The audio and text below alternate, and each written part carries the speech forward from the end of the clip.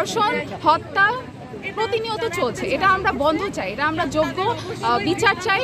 তাদের যেন দ্রুত শাস্তি দেওয়া হয়। স্বরাষ্ট্র উপদেষ্টার কাছে আমাদের দাবি যে তারা যেন দ্রুত শাস্তি কার্যকর করে।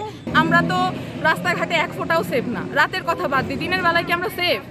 কখনোই সেফ না। আমাদের সেফটিটা তাহলে কোথায়? একটা 8 বছরের বাচ্চা আসিয়া, মানে কোন মানুষটা যে যারা ধর্ষণ করে তারা কিভাবে এভাবে রাস্তায় ঘোরাফেরা করে? 8 বছরের বাচ্চাকে যে মানুষটা ধর্ষণ করতে পারে সে কি মানুষ? সে একটা পশু। পশুর তো কখনো এইভাবে মানে ঘোরাফেরা করার কোনো রাইটই নাই।